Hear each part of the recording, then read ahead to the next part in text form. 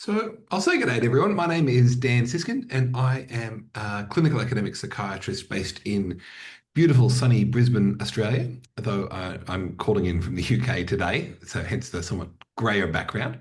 I am a professor of psychiatry at the University of Queensland, and I work clinically 2.5 days a week at the Metro South Addiction and Mental Health Service. And I am one of the authors of the Integrate Guidelines, a schizophrenia guideline that has now been endorsed by CINP. And the executive of CINP have asked me today to provide a webinar for you to kind of go over some of the key issues in the development and findings for these Integrate guidelines. So what I might do, because we're recording these guidelines and they'll go up on the CINP website for posterity, I'll present the guidelines to you today. There is a meeting chat which is available to you. I'll ask if you have a question, perhaps to type it into the chat, and I'll get to it at the end, depending on how we have time, and we can have a conversation about some of the findings. I'd also ask for you, those of you, to keep your microphones on mute for the duration of the presentation, just so that we can have a clearer recording for people who come to watch this later. Okay, so I've got some disclosures to note. I've had some speakers fees from a few industry, and I've done some work for quality advisor committees, and I've got funding from an Australian grant body. Right, so one of the things that kind of drove our decision to create these guidelines is getting a better understanding of how do clinicians in clinical practice decide how to make decisions about prescribing. So you might turn to guidelines that are existing. There's the Maudsley guidelines or the NICE guidelines in the UK. PubMed has some stat pearls. The American Psychiatric Association has guidelines. I know my Royal Australian New Zealand College of Psychiatrists has guidelines. There's German guidelines. There's a lot of guidelines around the world, but there's some complexities associated with them. The NICE guidelines run to 685 pages. The American Psychiatric Association guidelines run to 312 pages. The German guidelines are 92 pages. The Australian New Zealand guidelines are 117 pages. And these can be quite long, particularly for a busy clinician who's in the room with the consumer trying to make a good clinical decision. Another thing about these guidelines is that they're very country specific. They may not be applicable to global jurisdictions. And for an organization like CINP, which has an international reach, we wanted to find some guidelines that can be adaptable for high income, low income countries and countries with different resource settings. Another thing we were struck by looking through existing guidelines was the lack of specificities. They were very, very general, sort of, for people with first episode psychosis, offer an oral antipsychotic medication or a psychological intervention, but not a lot of guidance as to which oral antipsychotic medication or which psychological intervention might be appropriate. The other thing which is striking is in most other aspects of medicine, there's algorithms to guide people's treatment decisions. And in psychiatry, we don't use algorithms at the moment. It's all very generic. So for example, if we look at sort of the NICE guidelines on how to manage hypertension, they're very clear. They say, look, if you're someone with hypertension and type 2 diabetes, start an ACE inhibitor or an ARB, or if you have hypertension without type 2 diabetes, but you have sort of these ethnic characteristics, start ACE or ARB. But if you're older or have these other ethnic characteristics, start a CCB. So they're really specific about what you should be using. And then if that doesn't work, how do you add on? And then, if that doesn't work, how do you add on? And then if you've got resistant treatment, how do you then manage those? So we've got very specific algorithmic guidelines that are provided in other aspects of medicine. But to date in psychiatry, it's been very generic, particularly around the management of schizophrenia. And we wanted to address that. So at a global conference, a group of us got together and kind of thought, what we need is this globally applicable guideline. More importantly, we need something that has got input from consumers and has got fairly concise algorithmic recommendations. So the guideline, which I'm going to be talking about today, the Integrate Guidelines, is available on the CINP website in the guidelines space. For those of you who like QR codes, I've got a QR code on this page, and we'll come to the QR code again on the next page and the page after if you didn't get a chance to scan your phone against the screen in time. So here is the guideline. And it's fairly comprehensive. And for the purpose of the talk today, I'm going to sort of walk you through how the guideline works, how we came to the decisions that inform some of the algorithms in this guideline, and then give some worked examples about how it might apply to a consumer. So how did we create this guideline? I guess the first thing, we had some initial planning meetings to think about what the scope might be. We tried to develop a core steering group that encompassed people from different countries around the world and make sure we had gender balance to kind of guide this, to make sure that these guidelines were going to be internationally relevant. We set up some focus groups of people with lived experience of schizophrenia to get their guidance on how we should be approaching things and what were the key areas of focus. And then once we got the key questions that we wanted to answer, we did an umbrella review looking at relevant evidence. We developed a consensus survey informed by this evidence, which we then sent to a very large panel of experts of schizophrenia in jurisdictions around the globe. And then we kind of sent that survey back until we had consensus on a number of approaches. And this is sort of a fairly standard Delphi consensus guideline approach. So these are the questions here. On the left, we've got the questions, and then on the right, we've got sort of the number of papers we identified for each of these. So we wanted to look at the acute management of first episode psychosis, the side effect profile of antipsychotic medications, the side effect management of antipsychotic medications, thinking about long-acting injectables versus oral medications, the role of psychosocial interventions, when we should be considering antipsychotic discontinuation, the management of affective symptoms in schizophrenia, the management of cognitive and negative symptoms in schizophrenia, and how do we approach treatment resistance. We also, as mentioned, ran a consumer focus group, and these are the key messages that they raised with us, which informed these guidelines. And so they really wanted to make sure that treatment options were communicated in a way that was balanced to avoid sort of coercion or people feeling forced into one option. So making sure that people can have choice. Personalizing the treatment options. So thinking about individuals' needs and preferences and their stage of illness, so that we're not just providing a generic, although we have an algorithm, the algorithm takes into account people's personal experiences to making sure that we're giving people treatment that's relevant for them, not one size fits all. They said that they really need to be part of that shared decision-making process. So when choices are being made around treatment, that they're involved in that. One thing that came through loud and clear, though, was the need for medications with the lower side effect burden. So making sure that people's whole bodies are being thought of in mind. And so also, when consumers can't be part of the conversation, if they're too unwell to engage in a discussion about medication selection, that makes it doubly important to choosing medications with the lower side effect burden. They said that long-acting injectables can be presented early, but you need to take care to avoid a sense of coercion when presenting long-acting injectables. So our survey was international. We had 70 respondents from 30 different countries with a mean of 27 years of clinical experience.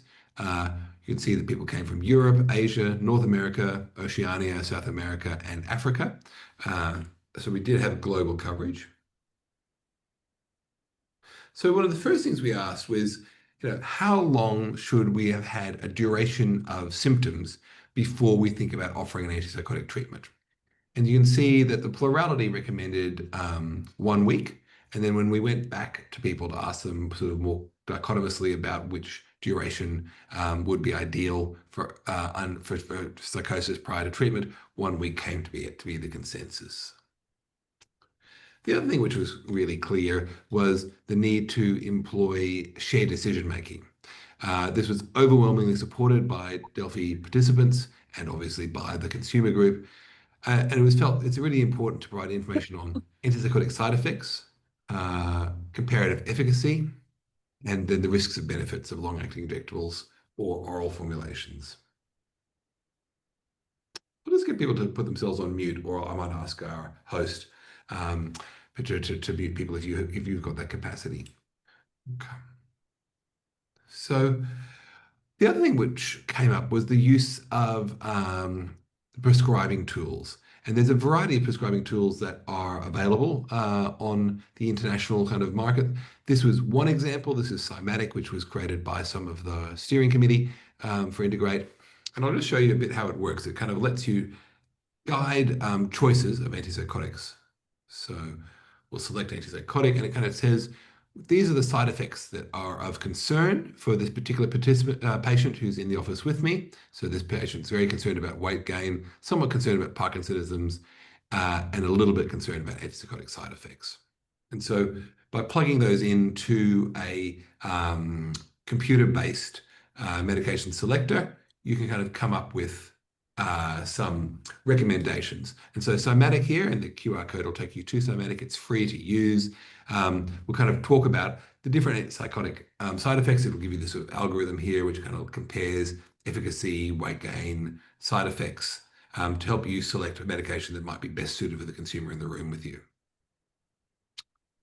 So when selecting a choice of agent, if there's no concerns regarding medication adherence and someone who's got first episode psychosis, people overwhelmingly recommended D2 partial agonists. So aripiprazole, brexpiprazole, cariprazine are the current agents on the market in many jurisdictions. So those ones were recommended to be first-line treatment. I felt this was quite a novel recommendation, that you want a medication that's got the lowest possible side effect burden with reasonable efficacy, and D2 partial agonists came out on top. Medications like amisulpride and risperidone were also recommended, though worth mentioning that particularly in women, you can get that raised prolactin. So that can be a consideration about why maybe they may not be the first, they didn't come up quite as clearly as the D2 partial agonists. So the recommendation was to start at a low dose, to titrate up to a minimum effective dose.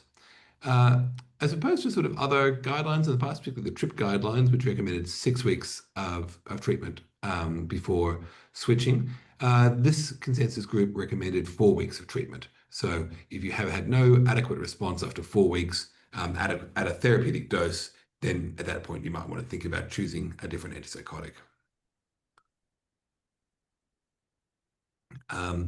If people haven't had an adequate response, one of the key things to explore is medication adherence, to ensure that people are actually taking the medication, and if that's been addressed, thinking about switching to a different agent.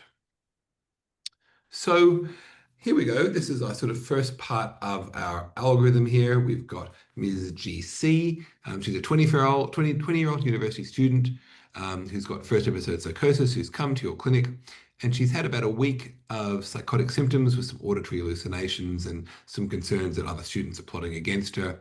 And it's made it harder for her to go to university, and her grades are starting to slip. We're going to start an antipsychotic using some side effect informed prescribing. If no one's got any preference, we're going to start aripiprazole around 5 to 10 milligrams. We're going to offer oral and long-acting injectables. Ms. GC is selected an oral. If for some reason we were choosing an antipsychotic with a high risk metabolic profile, like olanzapine as a first-line agent, again, which we don't recommend olanzapine as a first-line agent, but if there is a compelling reason why that's one to be used, thinking about adding adjunctive metformin at the time of antipsychotic commencement, and then coming back after a week to look at response. If it hasn't been effective, looking at increasing that dose after every 2 weeks to 10 milligrams and then 15 milligrams, and seeing how things go. All right, we'll come back to Ms. GC and see how she's doing a little bit later. So when assessing adherence, how best should we approach it? So the highest Delphi consensus was for looking at plasma levels for people who are in a facility where their medications are monitored. Things like a staff or care report can be important. Looking at pill counts or number of pills taken out of blister packs, monitoring systems, dispensing records for people who are collecting medications from pharmacies, whether or not people have medication side effects. Patient self-report was considered to be not probably the most beneficial measure of treatment adherence if you've got concerns. Non-adherence was defined as people who've got an absolute plasma level, or they've got less than 80% of their prescribed doses have been taken. So when someone doesn't have adequate adherence and has ongoing symptoms, this time long-acting injectables were fairly strongly recommended to be offered for consumers. Whether or not long-acting injectables should be offered first line, again, that was something to be discussed with the consumer. Selecting a first-line agent doesn't need to necessarily have a long-acting injectable formulation. So if you wanted to use something like right? Brexpiprazole, which doesn't have a long-acting injectable, that shouldn't be a barrier to selecting an agent. If someone were to be moved to a long-acting injectable, the main preferred long-acting injectables were aripiprazole, paliperidone, or a monthly formulation of risperidone. That's going to depend on what's available in the jurisdiction in which you're working. So for someone who hasn't had an adequate response to a first-line agent, and bearing in mind that the main recommendation was D2 partial agonists, second-line agents, you again wanting to be thinking about agents that don't have as negative a physical health side effect profile. So things like amisulpride, risperidone, aripiprazole if it wasn't the first-line agent, or paliperidone. And in some jurisdictions where something like olanzapine samidorphan is available, that could be considered as well. Again, we're not recommending the use of olanzapine as a second-line agent because of its very deleterious physical health profile, but there was some suggestion that olanzapine samidorphan may not necessarily lead to as much weight gain if that's available in the jurisdiction in which you're practicing.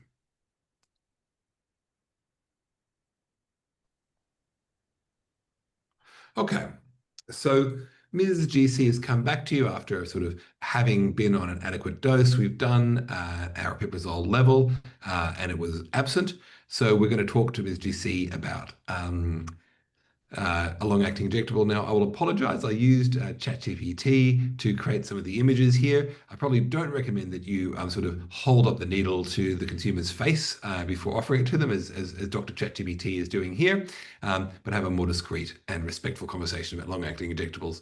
And so if that's agreeable to the patient, then you can offer that medication and prescribe it. Okay, so how long should people be on treatment? So for someone who's got first episode psychosis, the plurality recommended 2 years of treatment. And when we went back to kind of get some consensus on this, it came back as a 2-year recommendation of treatment before considering cessation. If cessation is to be considered, there was strong recommendation for a very slow taper. We didn't find that there was an opinion about whether or not it should be a hyperbolic taper or a stepwise taper. And again, most of the evidence suggests that sort of the taper is just needs to be make sure it's being done slowly. So when you do go below the therapeutic levels, that's where the risk is. You want to make sure that you're monitoring closely in the course of the tapering. For first episode people who stop their medication or we cease their medication and have developed a relapse, if they then get put back onto an antipsychotic, how long should you recommend treatment to continue? And the vast majority of recipients of the survey recommended indefinite treatment. So again, if someone's had a good response the first time round, stopped their medication, had a relapse, been recommenced on medication and had a good response, you're probably going to want to be looking at lifelong treatment with those so that you don't cause unnecessary relapses. Okay, so things have gone really well for Ms. GC. It's 2 years now. She's been on a long-acting injectable. She's doing very, very well at university, and she's been symptom-free for those 2 years. So we've decided to very slowly taper down the dose of her medication, but continuing to see her in the course of this taper. So now we're going to think about how we might approach some different different symptom profiles that might occur concomitantly with people with schizophrenia. So if someone has developed depressive symptoms, there was a recommendation for thinking about medications like the D2 partial agonists, aripiprazole, brexpiprazole, cariprazine, and amisulpride for management of depressive symptoms in people with schizophrenia. There's not a lot of evidence around selecting an antidepressant among people with schizophrenia, though the Delphi panel felt that antidepressants were appropriate to be chosen. If you were going to select an antidepressant, you'd think about patient preference regarding side effect profile, and you'd look at the evidence base from trials in depression, and we didn't kind of re-evaluate that. But looking at what's useful in people in depression without schizophrenia and selecting medications from those. There was a strong support for looking at psychosocial therapies for depression, including cognitive behavioral therapy and acceptance commitment therapy. For people who have a predominantly negative symptom profile, again, D2 partial agonists like cariprazine, aripiprazole were recommended. Low-dose amisulpride was worth considering. Usual dose amisulpride, a little bit less worth considering, and for people who've got that treatment-resistant profile, thinking about clozapine. If negative symptoms are ongoing, but positive symptoms are really well controlled, you can think about antipsychotic dose reduction. So you may have that syndrome where you've got some negative symptoms driven by higher dose antipsychotics. So thinking about reducing the antipsychotic dose reduction. There's not a lot of evidence to support the use of antidepressant treatment for negative symptoms, but if you've got concomitant depression or it's unclear to tease out, it's worth considering an antidepressant medication augmentation, and certainly worth considering psychological interventions. There wasn't a lot of evidence or support for thinking about other agents like modafinil or NAC or RTMS, so that was not strongly endorsed. For consumers who have cognitive symptoms, you've got to avoid antipsychotics with a high anticholinergic burden or sedation, so things like olanzapine, quetiapine, and chlorpromazine, probably worth avoiding in people who've got excessive cognitive symptoms. Looking at concomitant medications that might cause a higher anticholinergic burden, things like anticholinergic effects on cognition scale might be useful to try and look at total anticholinergic burden and thinking about deprescribing some of those where possible. And things like benztropine or other medications like that, thinking about removing them wherever possible as well. If someone's got well-controlled positive symptoms, you could think about antipsychotic dose reduction. And then there was strong support for things like cognitive remediation programs for people who've got cognitive impairments. And here we go, in the algorithm, this is where we cover these. So again, looking at managing negative, cognitive, and depressive symptoms. For people who have treatment-resistant schizophrenia, and that's using the sort of the standard TRIP guidelines of 2 adequate adherent trials of first-line antipsychotics with ongoing symptoms and functional deficits, there was overwhelming support for the use of clozapine in this population.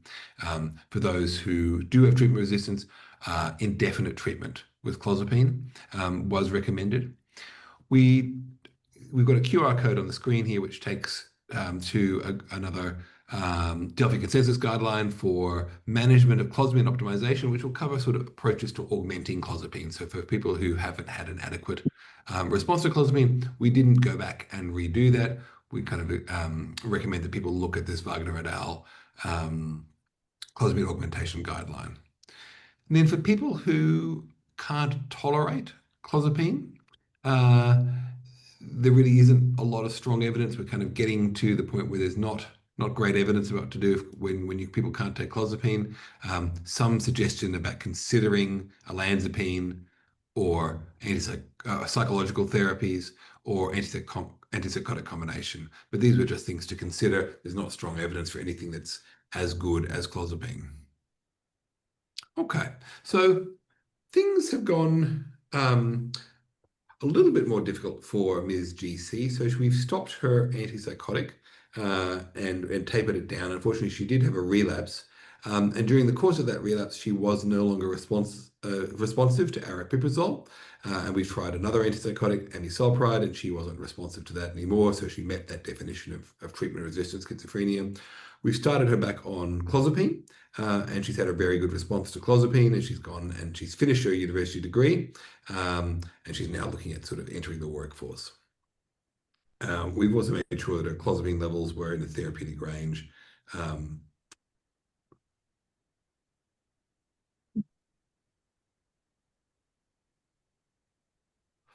Okay, so how might we manage side effects and tolerability? So one of the things to do is really important that we do a lot of monitoring here.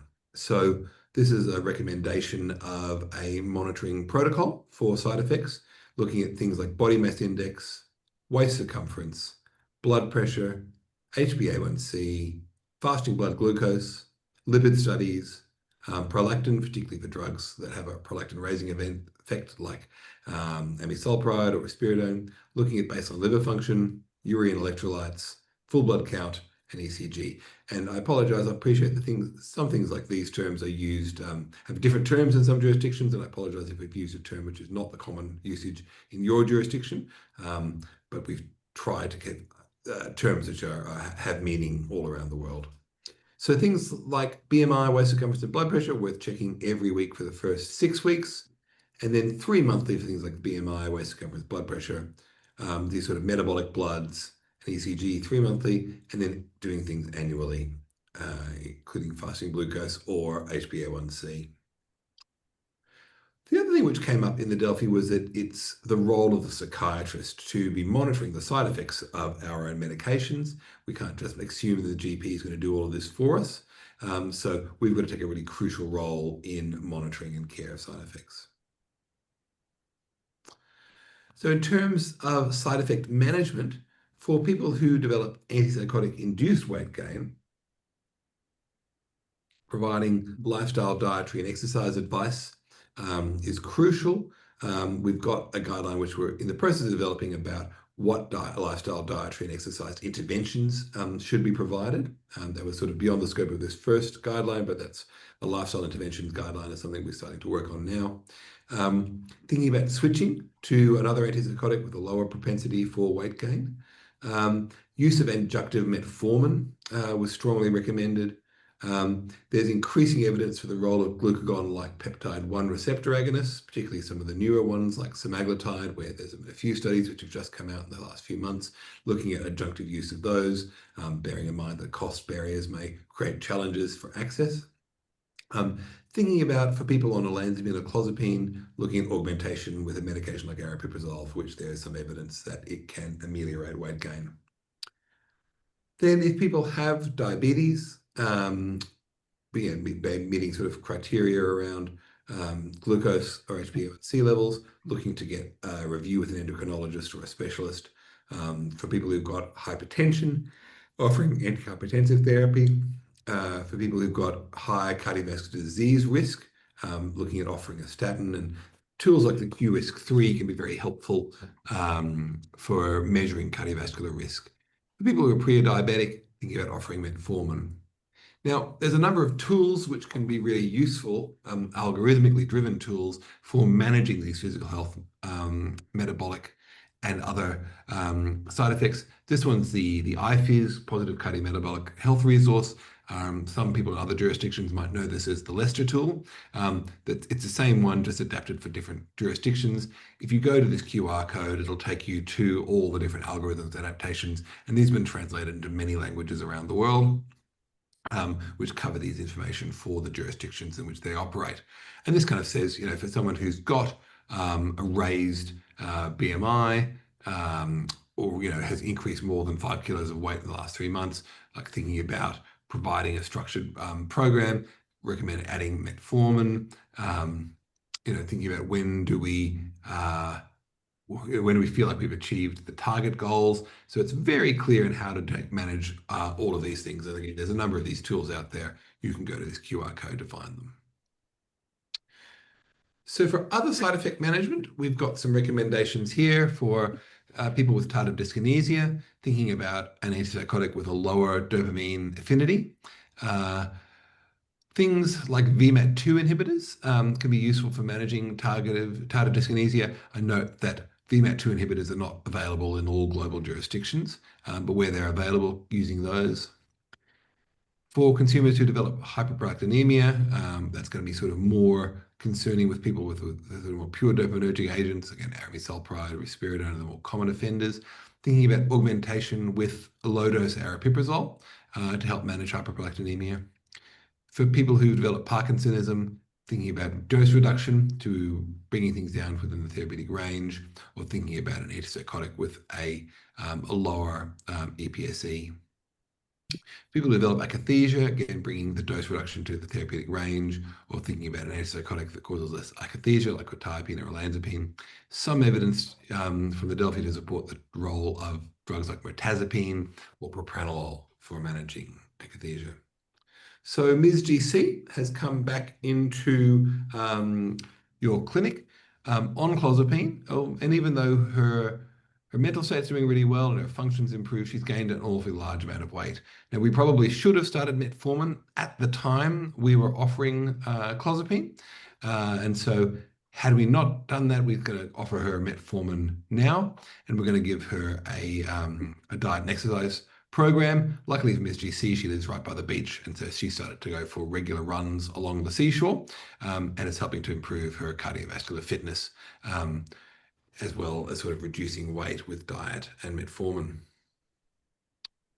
So coming back to some of these psychiatric guideline online tools, we've got some, again, Cymatic here, and that's a QR code. It's got some advice on how to take into mind all of these things. So you can actually put into the algorithm here demographic details about the consumer, about their symptom severity, what current medications, and maybe if it hasn't done well. So we've had this person on aripiprazole, it's been ineffective.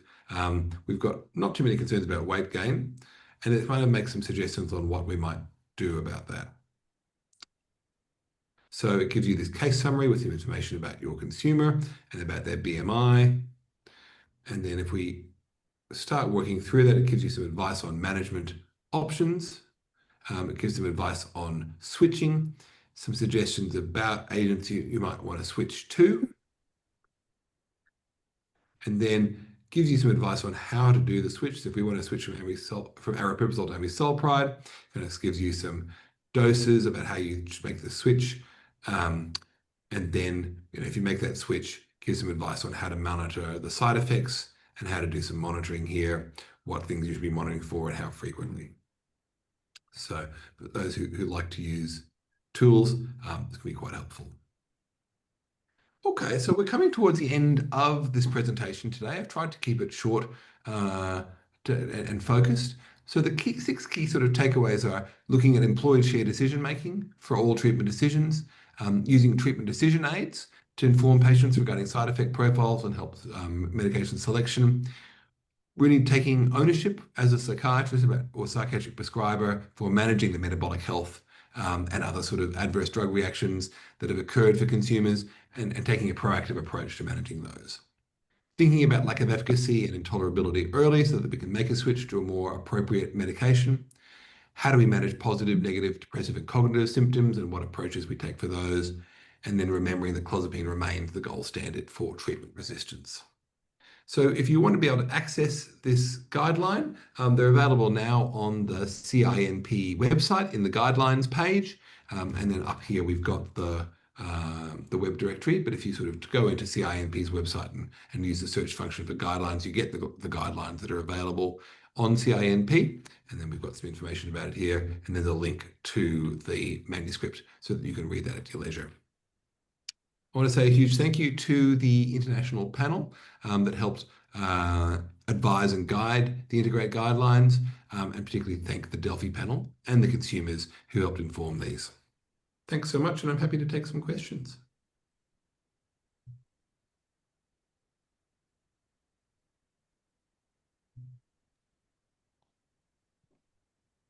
People should feel free to sort of speak up with their questions, or if they want to type any questions into the chat, delighted to kind of have a conversation with you about that.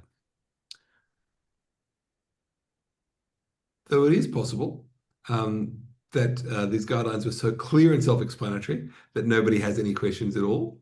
And if that's the case, that's also fine.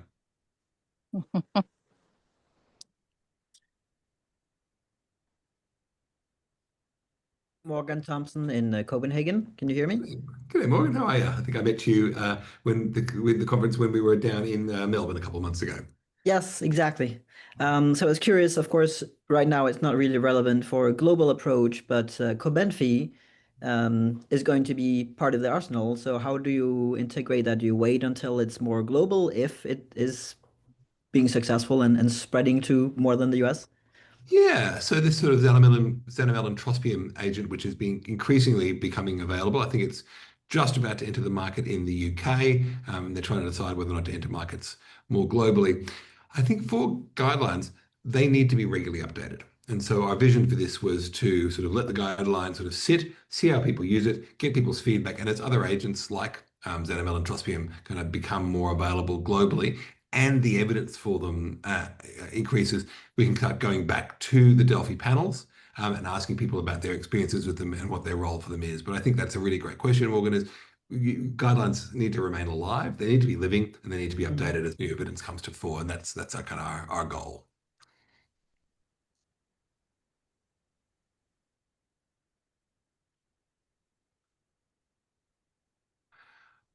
Well, in the absence of other questions, and I think maybe people would like to get an early mark today, so this will be available on the CINP website for people to review. I thank everyone for being involved today, and I thank CINP for inviting us to be able to present the new CINP endorsed guidelines. Thanks so much.